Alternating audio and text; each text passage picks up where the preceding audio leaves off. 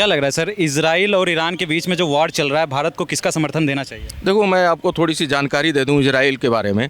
75 साल पहले यहाँ उसको लाया गया था फिलिस्तीन में, और उसके बाद ना उनके पास देश थी ना सेना थी। 65,000 लोग आए थे, उसमें यतीम बूढ़े बच्चे सब थे, और उस पर 6 देशों ने मिलकर तुरंत आक्रमण कर दिया। लेबनान, सीरिया, इराक, जॉर्डन, मिस्र, तुर्की, सऊदी अरब, और वो सभी उसको मिटाना चाहते थे। किसी ने साथ नहीं दिया, तब वो खुद अपने वजूद के लिए लड़ा था। उसके बाद संयुक्त राष्ट्र ने जो धरती दी थी उसको 65% बंजर था, मतलब रेगिस्तान था, उसमें कुछ उगाया नहीं जा सकता था। उन्होंने खून से अपने पसीने से उसको सींचा और आज उसको हरी भरी और रहने लायक बनाया है। फिलिस्तीन तो पहले से भी रह रहा था, लेकिन फिलिस्तीन उस एरिया में रह रहा था जहाँ पे आबादी ठीक ठाक थी और जहाँ पे उपजाऊ ज़मीन थी। जो रेगिस्तान थी वो बंजर पड़ी हुई थी, उस पे इजराइल को संयुक्त राष्ट्र ने आके बसाया था। तो आप सोच लो किस तरह के लोग हैं। हमारे कहता है इजराइल कि हमारे यहाँ जेरूसलम में अब 52 बार, जेरूसलम उसका पवित्र स्थल है, 52 बार उस पर अटैक हुआ, आक्रमण हुआ। 23 बार उसको घेरा गया, 39 बार तोड़ा गया, 3 बार बर्बाद किया गया, 44 बार उस पर कब्जा किया गया। फिर भी जेरूसलम को वो कभी नहीं भूले इजरायली। और वो कहते हैं कि हमारे हृदय में, हमारे दिल में हमारी आत्मा है जेरूसलम। तो आप समझ लो किस तरह से वो लोग किस तरह से कर्मठ हैं वो अपनी उसको पैगंबर को लेके।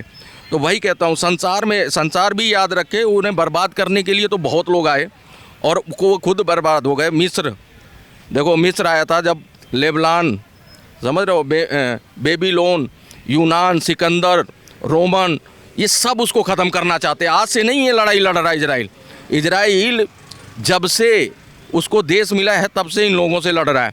और आज उसकी ये हालत है कि मतलब उसके पास छोटा सा एक देश है, छोटी सी एक सेना है, उसके पास प्लेटफॉर्म है उस तरह का कि भैया डिजिटल आज प्लेटफॉर्म है, जो उसका यूट्यूब हो गया, फेसबुक हो गया, इंस्टाग्राम हो गया, जितनी भी ये लोग यूज करते हैं चिप माइक्रोसॉफ्ट की, जो आपके उसमें कंप्यूटर लैपटॉप में लगती है, सब उन्हीं की देन है। आज गूगल का क्रोम है, वो भी इजराइल का देन है। तो आप सोच लो उन्होंने इतना ताकतवर किस वजह से बनाया, अपने को एजुकेशन दिया, अपने को तैयार किया। ये भी तो था फिलिस्तीन, ये भी तो 57 कंट्री हैं, ये भी तो ये सब कर सकते थे, मिसाइल बना सकते, लेकिन इन्होंने एक कार नहीं बनाई। इन्होंने हमेशा तेल बेचा और अय्यासी की और वही अल्लाह के नाम पे चलते रहे। अरे भाई पढ़ लिख लेते तुम, आज ताकतवर हो। अगर फिलिस्तीन को ही रहना था इजराइल के साथ तो फिलिस्तीन को चाहिए था कि भैया शांति से रहता उसके साथ। अमेरिका को बीच में क्यों आना पड़ गया फिर? देखो, अमेरिका में जो इसकी इजराइल की लॉबी है यहूदियों की, सबसे ताकतवर है। वहाँ की सरकार बनाने में, गिराने में यहूदियों का अहम रोल होता है। अमेरिका की मजबूरी है। अमेरिका जानता है कि इजराइल के जो साइंटिस्ट हैं नासा में हों चाहे जहाँ भी हों, मेन ओहदे पे बैठे हुए हैं, अमेरिका उसके खिलाफ जा ही नहीं सकता।